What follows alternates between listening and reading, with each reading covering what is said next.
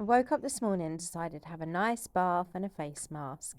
Little bit of a pamper on a Saturday.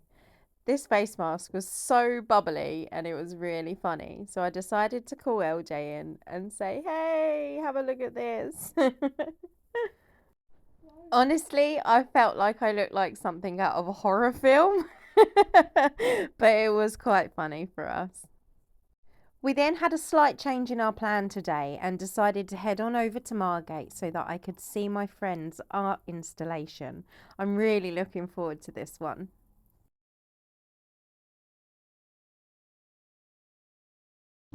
I love how this poster is on the train. Train your mind to be better. We're on a train. Train your mind. You just got your head in the way. At Margate train station. Look at this. Conquer. It's really cool. Wait, Mum. You're going to conquer the world. I was gonna say that. Oh.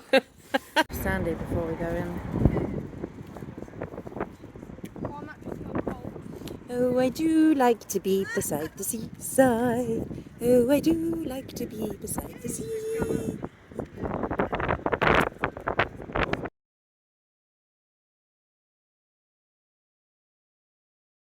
Yeah, isn't it? I know it says in Mars something all when I'm gone.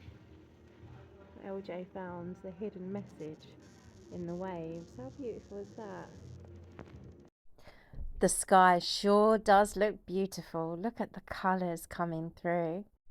Now, off to the boards of Theseus. I cannot wait to see this installation.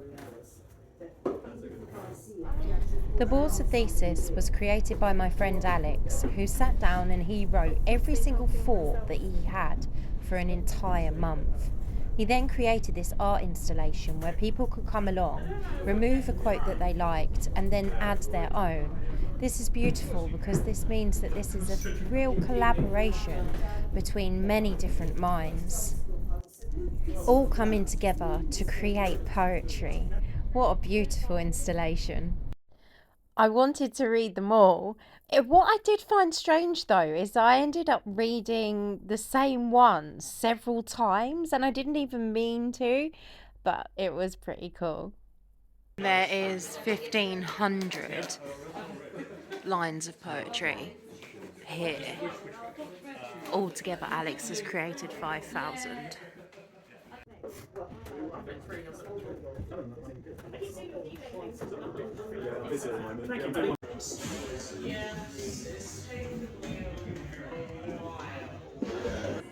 All our lovers tattooed in our stars. I forgave my mistakes, for they are the beauty of my creation. Your bruises are merits that you won't behave. Even if I didn't have to do it again, I would. Darkness makes our light shine, and homes are made of brick and hope. I was so inspired throughout this art installation. There were so many thoughts upon the wall that created such artistry, such hope, such comedy, such joy. And here's my LJ speaking to fellow people within the room, making lots of fans and friends. Look how awesome this room looks with all of these incredible thoughts all around the room. It's just so inspiring. Thank you so much, Alex, because I really enjoyed this evening. What a beautiful installation. I keep saying it, but it was really magical. It was hard to pick my favourite, so I did snap a few shots with a few different ones that had been wrote. I was moved by many, and I found comfort in many also. I felt incredibly inspired that I must have wrote several myself and put them up on the wall. It's wonderful to know that I was now a part of this installation. And so was LJ, who was coming out with so many brilliant poems to put on the wall. I was there for a good couple of hours, and I daren't say I still didn't manage to read them all. How powerful each and every one of these thoughts have come together to create one big creative installation of poetry. And I am super excited because I'm going to collaborate with Alex on bringing this to my area. I cannot wait for this either. It's going to be magical, giving everyone an opportunity to express themselves through the spoken word. This was my one. And here's me and Alex smiling away, having a good giggle. Now, off to get to the train. Oh, look how beautiful it looks at night time. LJ decided to have a little walk down the stairs and listen to the waves. Just watch how they crash upon the bottom of the stairs. We made it to the train station. Munching yogurt bars. So I was sat there thinking about money and how I'm going to make everything happen for LJ's birthday. And as I thought, don't worry, Jem, the universe has your back. You're going to find a way. I then look down and this woman has got a bag covered in white butterflies. I then turn around and the train station sign said 3030. 3030 is an incredibly positive angel number. If you're going through a difficult time with finances, the angel number 3030 brings the energy of change. Opportunities coming your way. Whilst I was on the train, I decided to go through chapter 6. Chapter 6 gets you to explore that obstacles are detours in the right direction. Although things may not be clear to you straight away, just trust and have faith that you are on the right path. Right.